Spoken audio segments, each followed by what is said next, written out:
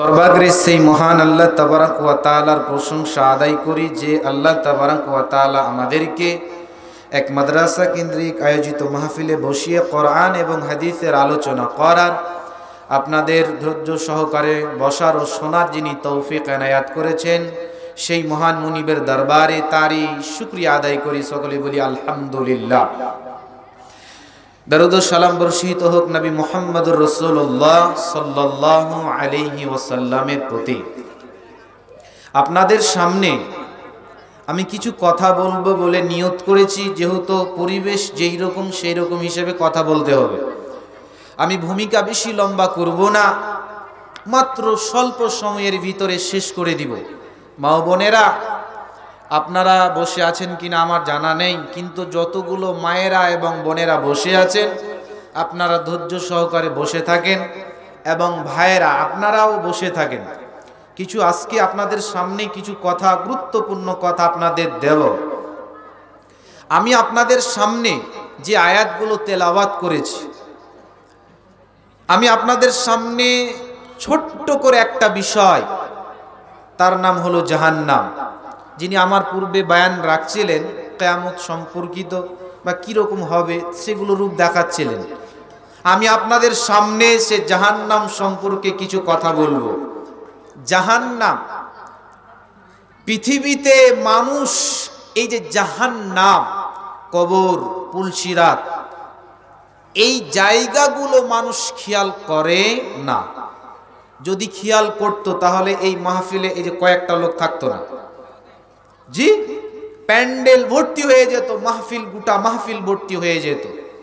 যদি মানুষের ভিতরে যদি ভয় থাকতো জাহান্নাম জান্নাত কাকে বলে, পুলসিরাত কবর কাকে বলে, তবে মানুষদের এইরকম আচার, এইরকম ব্যবহার হতো না।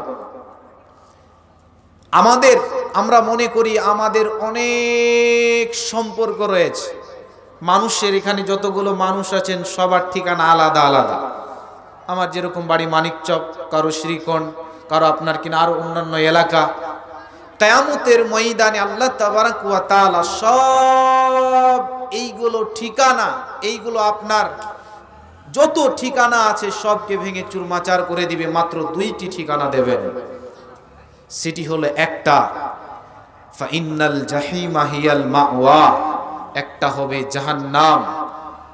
দ্বিতীয় নম্বর হলো ফাইন্নাল জান্নাতা হিয়াল মাওয়া, একটা হবে জান্নাত ঠিকানা।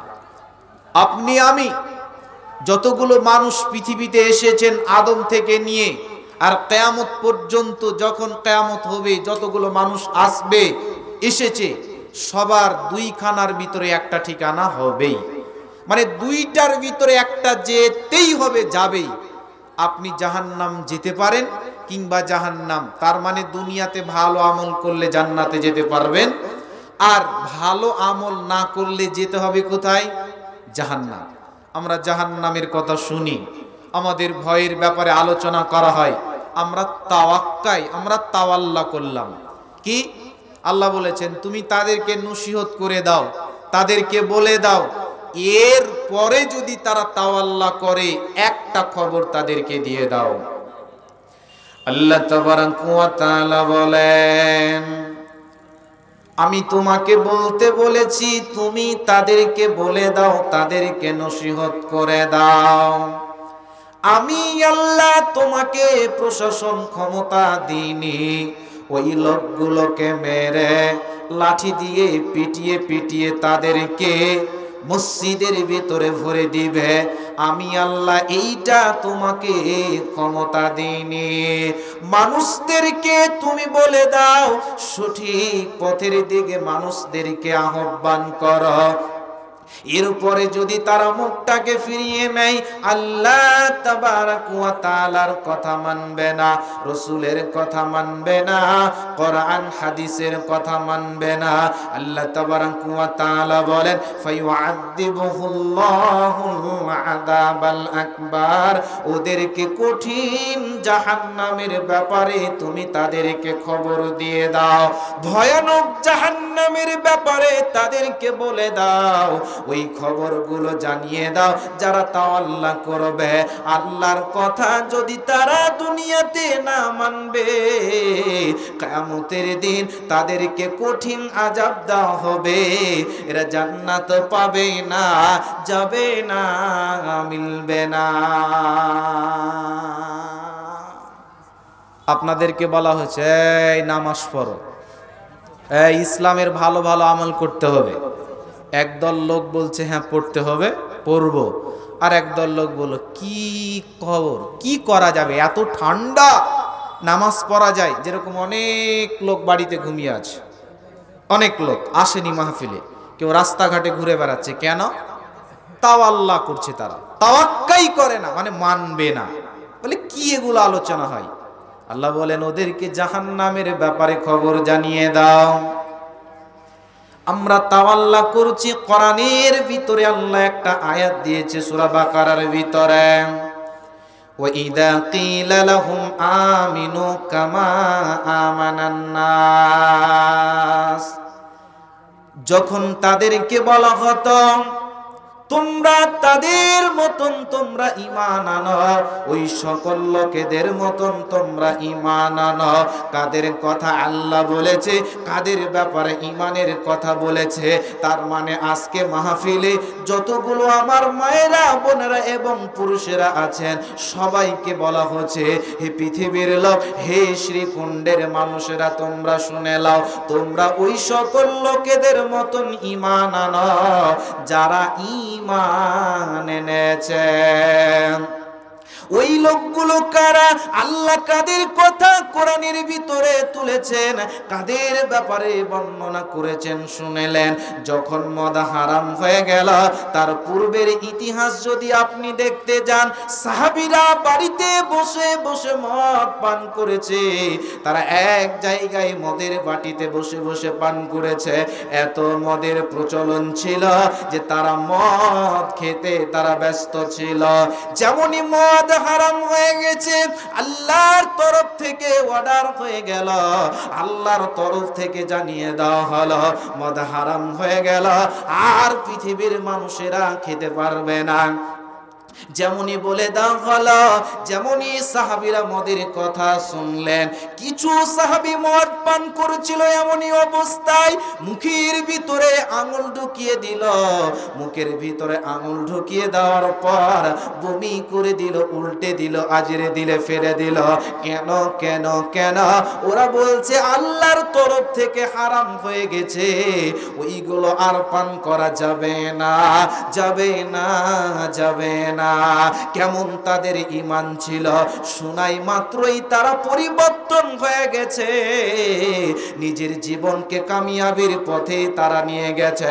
শুধু তাই নয়, বিশ্বনবী যখন জাঙ্গে খাইবারের জন্য যায়, সাহাবীদেরকে নিয়ে যাচ্ছেন, যেতে যেতে যেতে যেতে এমন একটা জায়গায় নবীজি বললেন, রে আমার সাহাবীরা, তোমরা এখানে থেকে যাও, আজকে রাত্রি আমরা এখানে থাকবো, রাত্রি আমরা যাপন করব, আজকে আমাদের খাওয়া দাওয়া উঠা বসা এখানেই হয়ে যাবে। আল্লাহর নবীর কথাতে সাহাবীরা সেখানে তাবু টেঙে দিলেন। তাবু টেঙে দেওয়ার পর ওই সাহাবীরা কেউ রান্না করতে লাগলো, কেউ গোসল করতে লাগলো, কেউ বিভিন্ন রকম কাজে পড়ে গেল। এমনই সময় কিছু সাহাবীরা একটা গাধাকে ধরে এনে ওই গাধাটাকে কাটলো, গাধাটাকে জবাই করার পর মাংস করলো, পিস করলো, এরপর হাঁড়ি, এরপর আপনার কিনা সেই পুতিলাতে দিল। আর দাউ দাউ দাউ দাউ করে আগুন জ্বলছে, দাউ দাউ করে আগুন জ্বলছে, মাংস রান্না করছে, ওরা মাংস খাবে, খাবার খাবে। এমন সময় ওই সাহাবীরা অপেক্ষা করছে, আর মাত্র কিছুক্ষণ বাকি আছে, আমরা মাংসগুলো খাবো। এরপর সাহাবীরা আপনার কিনা অপেক্ষা করতে করতে আল্লাহর তরফ থেকে বিশ্ব নবীকে জানিয়ে দেওয়া হলো, নবী মুহাম্মদ গাধার মাংস এবং নিকাহে মুতা হারাম বলে ঘোষণা করে দেওয়া হলো। গাধার মাংস খাওয়া যাবে না, নিকাহে মুতাকে হারাম বলে ঘোষণা করে দেওয়া হলো। সাহাবীদেরকে অর্ডার করে দিলেন, সাহাবীদেরকে এলান করে দিলেন। আল্লাহর নবী একজন সাহাবীকে বললেন, শোনো, আমার সাহাবীদেরকে বলে দাও, তাদেরকে খবর জানিয়ে দাও। যেমনই খবর দিয়ে দাও হলো, রে আমার সাহাবীরা, আজ থেকে নিকাহি মুতা এবং গাধার মাংস হারাম হয়ে গেছে, আল্লাহর তরফ থেকে হারাম হয়ে গেছে। ওই সাহাবীরা যেমনই শুনলেন গাধার মাংস এবং নিকাহি মুতা হারাম হয়ে গেছে, সঙ্গে সঙ্গে ওই হাড়ির ভিতরে, ওই পুতিলার ভিতরে মাংস টকবক টকবক টকবক করে ফুটছিল। এই অবস্থায় মাংসকে ওই হাড়ি আপনার কিনা হাড়ি সহ আখার ভিতরে, চুলার ভিতরে উল্টে দিলেন। এরা কেন উল্টে দিলেন? এরা শোনা মাত্রই পরিবর্তন হয়ে গেল, শোনা মাত্রই তারা নিজেকে পরিবর্তন করে নিল। কেন? আর মানা যাবে না, আর খাওয়া যাবে না। কেন? স্বয়ং আল্লাহর তরফ থেকে ঘোষণা দেওয়া হয়েছে, হারাম বলা হয়েছে। আর আজকে আমরা মুসলমান কতদিন আগে শুনেছি সুদ খাওয়া যাবে না, মদ পান করা যাবে না, সেগুলো হারাম। আপনার কিনা গুল করা যাবে না, আপনার কিনা গুটকা খাওয়া যাবে না, বিমল পান করা যাবে না, সিগারেট খাওয়া যাবে না, সিগারেট পান করা যাবে না, বিড়ি পান করা যাবে না। এর ব্যাপারে আমরা কতদিন আগে শুনেছি, এরপরেও নিজেকে পরিবর্তন করতে পারলাম না, এরপরে নিজেকে আমরা পরিবর্তন আনতে পারলাম না, কামিয়াব হতে পারলাম না। আল্লাহ তাবারাক ওয়া তাআলা বলেন, আর কতদিন তোরা পৃথিবীতে এইরকম করে চলবি রে তোরা? শোন, আল্লাহ বলেন, শুনে নাও, তোমরা যখন মারা যাবে, আমার কাছে আসবে, তখন আমি আল্লাহ তোমাদের জন্য কঠিন আযাব প্রস্তুত করে রেখেছি। যেমনই আসবে তোমাদেরকে, মরার পর তোমরা বুঝতে পারবে ওই কঠিন জাহান্নাম তোমাদেরকে দেওয়া হবে, কোনো উপায় রবে না, রবে না, রবে না। একলা জীবন, একলা মরণ, একলা থাকতে কিসের ভয়? এই দুনিয়ার মানুষগুলি কেউ তো কারো নয় গো, এই দুনিয়ার মানুষগুলি কেউ তো কারো নয়। স্বার্থ ছাড়া কেউ চলে না, মনের ব্যথা কেউ বোঝে না, অন্যের দুঃখ দেখলে পরে করে দুঃখের অভিনয়। এই দুনিয়ার মানুষগুলি কেউ তো কারো নয় গো, এই দুনিয়ার মানুষগুলি কেউ তো কারো নয়। আল্লাহ বলছে, তাদেরকে খবর দিয়ে দাও। কিসের খবর? আযাবের, জাহান্নামের। আমরা এতবার শুনলাম মদ পান করা যাবে না, সুদ খাওয়া যাবে না, এরপরে আমরা সেগুলোতে ব্যস্ত রয়েছি। ঈমান আমাদের নাই, আমাদের ভিতরে যে ঈমান পাশ নষ্ট হয়ে গেছে, আমাদের ঈমান শেষ হয়ে গেছে, দুর্বলতা হয়ে গেছে। কি করবেন মা বোন, আমার ভাইয়েরা? আপনাদের হাতে ধরে আপনাদের বলছি, শুনেলেন, আর কয়েক মিনিট আপনারা শুনেলেন কিছু আপনাদের উপহার, এবং মায়েদের উপহার দিয়ে আমি আজকের মতন বিদায় নেব। যেহেতু যেরকম অবস্থা সেরকম অবস্থা দেখে কাজ করতে হয়। জাহান্নাম খুব কঠিন, লম্বা বিষয় আছে। আমরা জাহান্নামের ভয় করি না, আমাদের দিলে নাই। কেন? আমরা শুনছি, শোনার পর আমল করছি না। আমরা আসলে শুনেছি যে জাহান্নাম কি, কিন্তু তার ব্যাপারে কি আমরা দেখেছি যে জাহান্নামের ভিতরে কিভাবে মানুষ ছিঁড়াছিঁড়ি করবে একে অপরে, মানুষ কানবে, হইচই করবে, চিল্লা চেঁচামেচি করবে। আযাবের ব্যাপারে পরে বলছি, আগে মায়েদের এবং পুরুষদের দুইটা উপহার দিয়ে একটা একটা করে। আগে পুরুষদের উপহারটা দিই। সাহাবীটির নাম আব্দুল্লাহ ইবনে রাওয়াহা। ইনি একদিন বিবির জাংটাকে বালিশ বানিয়েছে। আব্দুল্লাহ ইবনে রাওয়াহা কোনো বালিশ নেয়নি, কোনো তাকিয়া নেয়নি, বিবির জাংটাকে বালিশ বানিয়ে নিয়েছে। বিবির জাঙের পর স্বামী আর বিবি গল্প করছে। ওই ঘরের ভিতরে কেউ নাই। একটা ঘরের ভিতরে যদি স্বামী স্ত্রী থাকে, তার সঙ্গে মিলামিশা সেটা আপনার কিনা হালাল আছে, হালাল। কেন বিয়ে করেছে, মোহর দিয়েছে, সেটা হালাল হয়ে গেছে। এমনই অবস্থায় আপনারা বলেন তো, একটা ঘরে যদি স্বামী স্ত্রী থাকে, প্রেম প্রীতি ভালোবাসা কতটুকু জমবে? জমবে কি জমবে না? অনেক ভালোবাসা জমবে। এমনই অবস্থায় আব্দুল্লাহ ইবনে রাওয়াহা বিবির জাঙে মাথা রেখে গল্প করতে করতে হঠাৎ সেই কঠিন কিয়ামতের দিনের কথা মনে পড়ে গেছে। দিনটাকে কোরআনের আয়াত তেলাওয়াত করছে সূরা মারিয়ামের, ওয়া ইম মিনকুম ইল্লা ওয়ারিদুহা কানা আলা রাব্বিকা হাতমান মাকদিয়া। আব্দুল্লাহ ইবনে রাওয়াহা এই আয়াতটা তেলাওয়াত করতে করতে হঠাৎ বিবি তার দিকে দেখেছে, তার জানটা মানে এত অশ্রু বয়ে বয়ে পড়ছে চোখ দিয়ে, বিবির জান ভিজে গেছে। বিবির জানটা ভিজে যাওয়ার পর হঠাৎ বিবি তার দিকে তাকিয়ে দেখছে, কি ব্যাপার, আমার স্বামী কেন কাঁদছে, কোন কারণে কাঁদছে, একবার জিজ্ঞাসা করি তো। তখন ওই বিবি জিজ্ঞাসা না করে নিজেও কাঁদতে লেগেছে। স্বামীরা স্ত্রীরা শিক্ষালেন, মেয়েরা স্বামী কাঁদতে লেগেছে এই বলে আব্দুল্লাহ ইবনে রাওয়াহা কাঁদছে, এজন্য বিবিও কাঁদতে লেগেছে।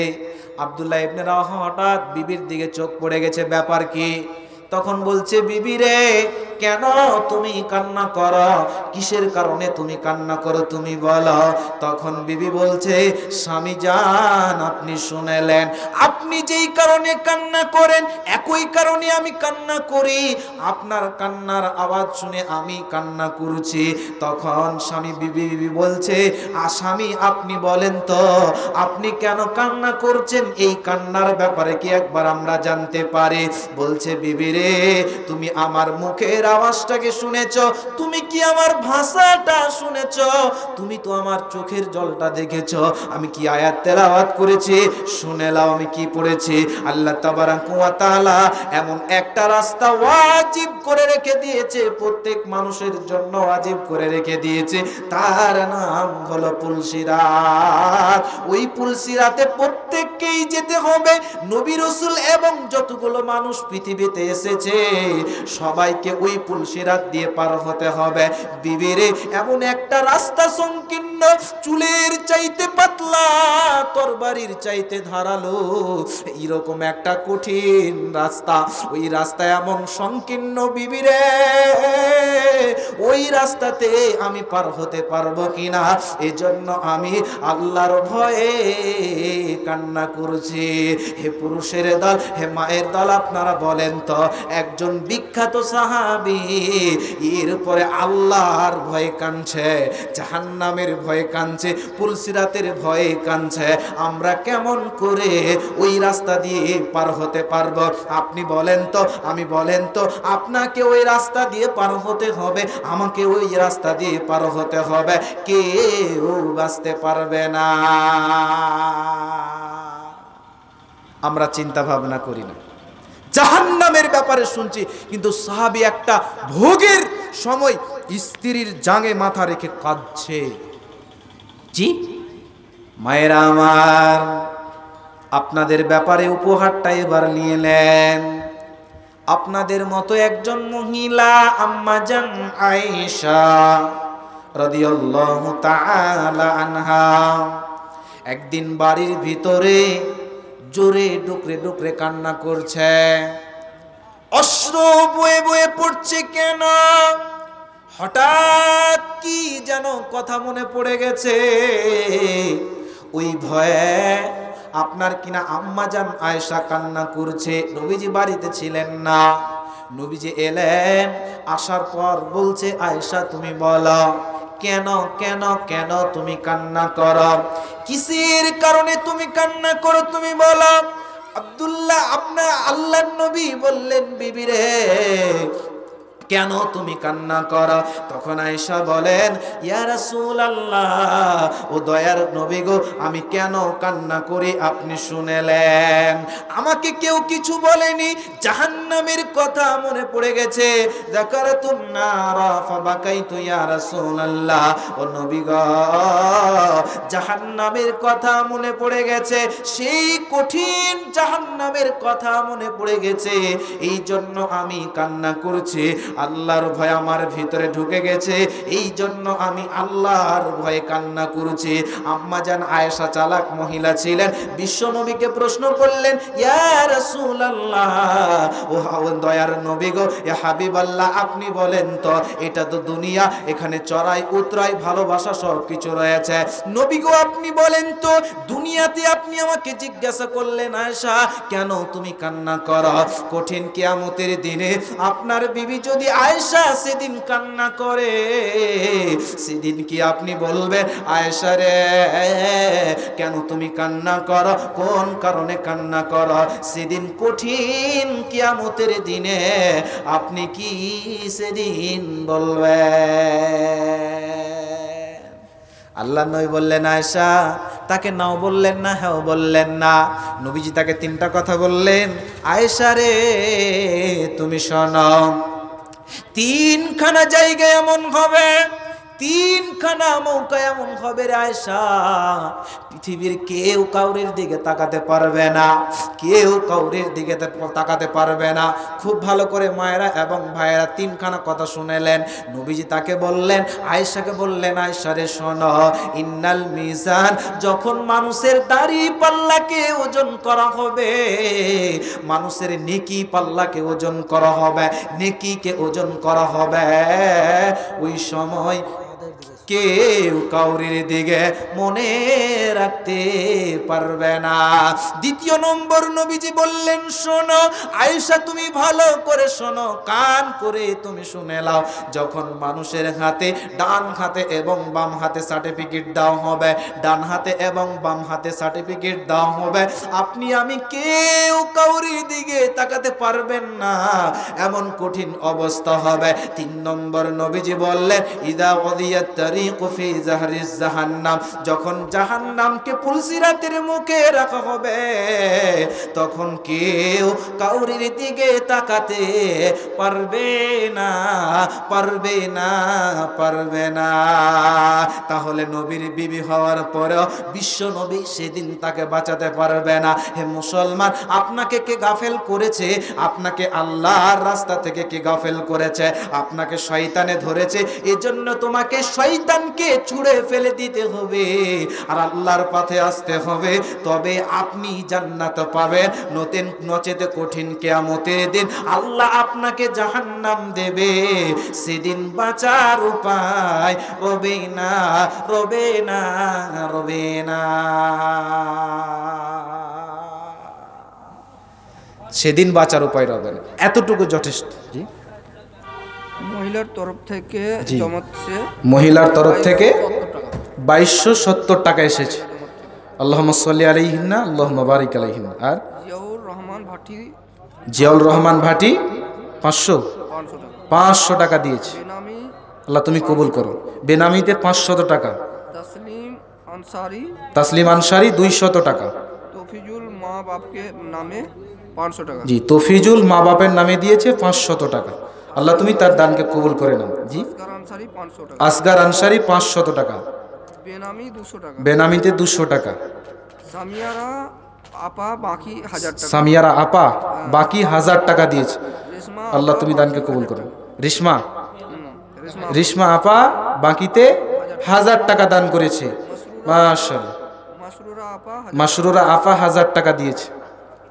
মহিলার তরফ থেকে ফের লাস্টে মহিলার তরফ থেকে আবার 1070 টাকা। 1070 টাকা এসেছে। মাশাআল্লাহ। আপনার জি 1170। আপনারা কেউ যাবেন না, মায়েরা বোনেরা আপনারা বসেন, আপনারা একটু ধৈর্য ধরেন। হ্যাঁ, অনেক কিছু কথা ছিল কিন্তু কিছু করার নেই, রাত হয়ে গেছে। আর মানুষ না থাকলে তো বলা যাবে না ভাই, মন মানসিকতাও ভালো লাগবে না।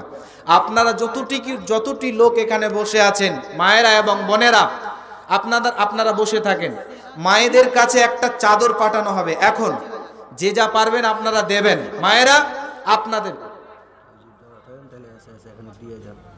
কোন দিক থেকে যদি আপনারা কেউ ইচ্ছুক যে দিবেন, তাহলে অবশ্যই আপনারা এদিকে লোক আছে, আপনারা দিয়ে যাবেন অবশ্যই। আর কাউকে পাঠালে তো ভালো হতো, চাদর নিয়ে লোক নাই,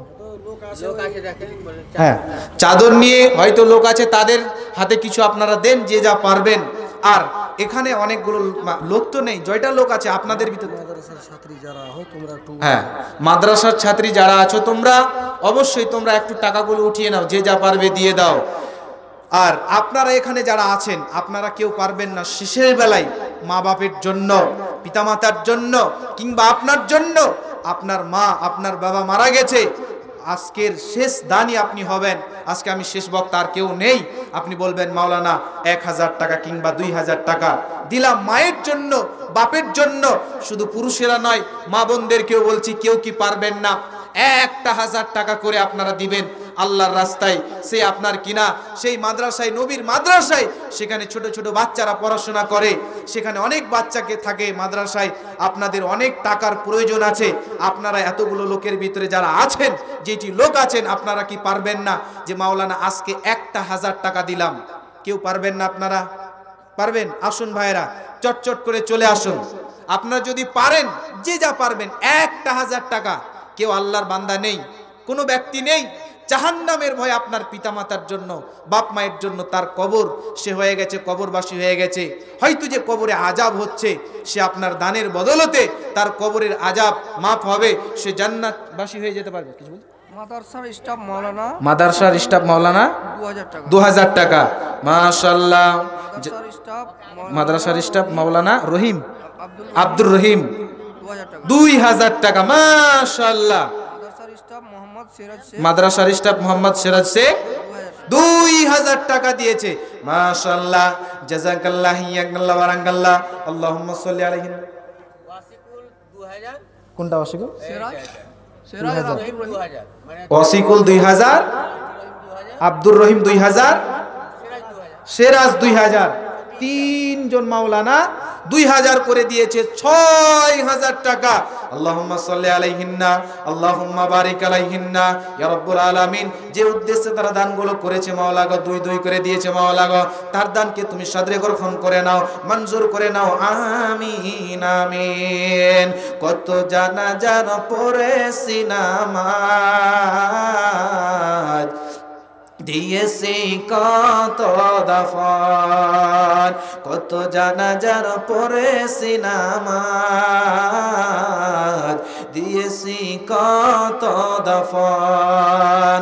কোথায় যেন আছে আমার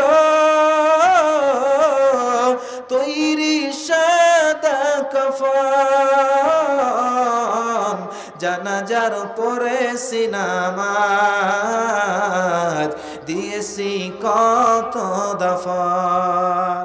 ভাই আপনাদের ভিতরে কেউ নাই 1000 টাকা দিবেন? শেষের বেলা আমি দোয়া করব, মুসাফির মানুষ আপনার জন্য দোয়া করব। আপনাদের কাছে কেউ পারবেন না? 1000 টাকা দিতে পারবেন না? মায়েরা আমার, 1000 টাকা দেনেওয়ালি কেউ আছেন? আজকের মাহফিলে যে দেবেন, আমার হাতে দান 1000 টাকা আপনি দেবেন, আপনার জন্য দোয়া করব।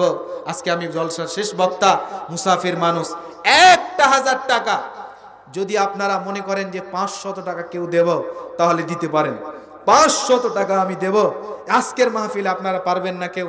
ভাই আপনারা দিয়েছেন তো কি হয়েছে? আজকে দেন না, দেন শেষের বেলায় আপনারা দেন, 500 করে দেন টাকা। আসেন, মাশাআল্লাহ, জাযাকাল্লাহ, ইয়াকাল্লাহ, বারাকাল্লাহ। মাশাআল্লাহ, আর একজন ভাই দিয়েছে 100 টাকা দিয়েছে, মাওলা গো তার দানকে সদরে গ্রহণ করে নাও, আমিন আমিন আমিন। যোগ্য মায়ের যোগ্য বেটা, যোগ্য মায়ের যোগ্য বেটা কোথায় গো ছিল কি না ছিল, দেখো দানে বুঝা গেল। পরিমাণে 100 টাকা দান দিল, এই দান আল্লাহ তুমি করো হে কবুল, আমিন আমিন। তোর গোনা দিন ফু, মাশাআল্লাহ। নাম কি? কি নাম? না হ্যাঁ, নিশ মোহাম্মদ। 300 টাকা। আর 200 টাকা দেন না, দেন 200 টাকা বাকি লিখে দেন। মাশা হয়ে যাবে ইনশাআল্লাহ, লিখে দেন। দিবেন নাকি? না বাকি লিখতে হবে? মাশাআল্লাহ, নিশ মোহাম্মদ মাশাআল্লাহ, জাযাকাল্লাহ। লিশ মোহাম্মদ নামে তোমার বান্দা কোথায় ছিল? ছিল কি না ছিল দেখো দানে বোঝা গেল। পরিমাণে 500 টাকা দান দিল। এই দান আল্লাহ তুমি করো হে কবুল। আমিন আমিন আমিন। একলা জীবন একলা মরণ, একলা থাকতে কিসের ভয়? এ দুনিয়ার মানুষগুলি কেউ তো কারণ নয়। আর কেউ পারবেন? লিশ মোহাম্মদ ভাই 500 টাকা দিয়েছে। আপনার আর কেউ পারবেন না যে মাওলানা আজকে 500 টাকা দিলাম, বেশি আবদার করব না, মাত্র 500 টাকা। আপনাদের ভিতর থেকে কেউ নাই? মা বোন, আপনাদের ভিতর থেকে যদি পারেন 500 টাকা করে আপনারা দেন তো। আর বেশিক্ষণ বলবো না, আর মাত্র 10 মিনিট 15 মিনিটের মধ্যে ইতি করব। মাশাআল্লাহ। নাম কি আপনার? মোস্তফা। মাশাআল্লাহ। তারিখ 1000 টাকা। কই তারিখ? কে ওটা? ফোন করেছে সেক্রেটারি। 1000 টাকা কম হয়েছে, মোলটা দেন এদিকে দেন। নিয়েছেন বলো, এদিকে দেন। আপনার কই মায়েরা, আপনাদের দানগুলো আসছে না তো, আপনাদের পাঠান না। আসসালামু আলাইকুম। নাম কি হয় আপনার? তারিখ। হ্যাঁ, কয় হাজার টাকা করবো বলছেন? 1000 টাকা কম হয়ে যাচ্ছে যে। হ্যাঁ, বুঝতে তো পারছেন মাদ্রাসার জন্য 5000 টাকা আবদার করছিলাম, আপনি 5000 টাকা করেন। আপনার জন্য দূর মুসাফির মানুষ, দূর থেকে এসেছি প্রায় মানিকচক থেকে, আপনার জন্য দোয়া করব খাস করে আজকের। জি না, কম হয়ে যাচ্ছে ভাই আমার, করেন করেন। 2000 টাকা বলছে, 5000 টাকা করেন। 5000 টাকা করেন অন্তত, আমার কথাটা রাখেন ছোট ভাই হিসাবে। 5000 টাকা করেন। সবাই তকবীর দেন তো, নারে তকবীর করেন। 5000 টাকা করেন ভাই, আপনার জন্য দোয়া করবো ইনশাআল্লাহ, হয়ে যাবে। জি শুক্রিয়া, মাশাআল্লাহ। তারিক আজিজ 5000 টাকা দিয়েছে। মাশাআল্লাহ, জাযাকাল্লাহ, হাইয়াকাল্লাহ, বারাকাল্লাহ। তারিক আজিজ ভাই 5000 টাকা দান দিল। দান, এই দান আল্লাহ তুমি করো হে কবুল। আমিন আমিন আমিন। আল্লাহ যে আশাতে যে উদ্দেশ্যে দান করেছে মাওলা গো, তারিক ভাই 5000 টাকা দিয়েছে নবীর মাদ্রাসায়, মাওলা তার দানকে কবুল করে নাও, তার ধনে রোজগারে তুমি বরকত দাও, আপনার কিনা সংসারে সুখ দাও। আমিন আমিন। জি, মা অসুস্থ আছে মাওলা গো, তার মা অসুস্থ আছে মাওলা গো, তার মাকে শেফায়ে কামিল আজিলা দান করো। আমিন। মা কত আপনার কিনা ভালোবাসার জিনিস। বাড়িতে মা না থাকলে আপনার কিনা দুঃখ কষ্ট বোঝা যায়। তার মা অসুস্থ হয়ে গেছে, মাকে স্মরণ করে নবীর মাদ্রাসার জন্য আল্লাহ 5000 টাকা দিয়েছে মাওলা গো, তার মাকে সুস্থ দান করো। আজমিল বাস রব্বানা সুফিয়ান্তা শাফি লা শিফা কাল্লা সিবান লা ইউগাদিরু শাকামা। আমিন আমিন সুম্মা আমিন। আর কেউ পারবেন না? আর কেউ থাকলে বলেন না। আর ভাই 500 টাকা করে তো পারবেন না, 100 টাকা করে পারবেন না? 100 কোরআনের জন্য যারা পারবেন মায়েরা 500 টাকা করে আপনাদের কাছে চাইবো। কোরআনের দাম একটা। যদি 5 জন আমার মায়েরা পারেন, তাহলে যারা মাদ্রাসার মহিলারা আছে, ছাত্রীরা আছে, তাদের হাতে আপনারা এখনই চটচট করে পাঠান। আপনি যদি না দিতে পারেন, আপনি কিনা তো নগদে যদি না দিতে পারেন, বাকিতে লিখান, আপনি পরবর্তীতে দিয়ে দিবেন ইনশাআল্লাহ। সেই দানের বদলতে আপনার আখিরাতের দিন, কিয়ামতের দিন আপনি সাদকায়ে জারিয়া হিসাবে পেয়ে নেবেন। সেদিন আপনি বুঝতে পারবেন যেগুলো দান করেছেন। পাঠান 5 জন মহিলা 500 টাকা করে কোরআনের জন্য, আর ভাইদের জন্য 100 টাকা করে। পারবেন না? আপনার জয়টা লোক আছেন, যে আছেন, পারবেন না ভাই? কেউ পারবেন না? 100 টাকা করে পারবেন না? দিয়ে শেষ করে দিয়েছেন। আল্লাহ, এমনি তো লোক নাই, অবস্থা কি হবে? এরকম করে মাদ্রাসা চলবে ভাই বলেন? আপনাদের এলাকার মাদ্রাসা খুব পরিস্থিতি খারাপ দেখলাম, খুব পরিস্থিতি খারাপ দেখলাম। আসুন ভাই 100 টাকা করে দেন। আসুন চটচট করে আপনারা আসুন তো, আসুন। ও কি দারুণ বিধি, বিধি রে আমায়, ও কি দারুণ বিধি, বিধি রে আমায়। আইনা বীজের ইন্তিক, কি নাম আপনার ভাই? ঈদুল। এখানে বাড়ি? জেনাম মির্জাপুর। 12 কিলোমিটার। তো আর কিছু বেশি করা যাবে না? কোরআনের জন্য কয়শো? 200 না, আর 300 টাকা করে দেন একটা কোরআনের জন্য। জি, কোরআনের। মাশাআল্লাহ। ঈদুল ঈদুল, হ্যাঁ ঈদুল লাল মাটি থেকে এসেছে, অনেক দূর থেকে 500 টাকা দিয়েছে কোরআনের জন্য। তাহলে 2 জন হয়ে গেল, আর 3 জন মাত্র, আর 3 জন কেউ আছেন? কোন আল্লাহর বান্দা আছেন এবং বান্দিরা? দেখেন এত দূর থেকে এসে, মাশাআল্লাহ ঈদুল নামে তোমার বান্দা কোথায় ছিল, ছিল কি না ছিল দেখো দানে বোঝা গেল। কোরআনের ভালোবাসাতে 500 টাকা দান, এই দান গ্রহণ করো তুমি দয়াবান। ও গো বাড়ি দয়াময় তুমি হে রব্বানা, মাফ করে দিও তার জীবনের গুনাহ, কাবিরা সাগিরা গুনাহ যত আছে তার, এই গুনাহ ক্ষমা করে দিবে তুমি তার। আমিন আমিন আমিন। ও কি মুমিন ভাই হইল রে তোর বিদায় বেলার পালা, ও কি মুমিন ভাই হইল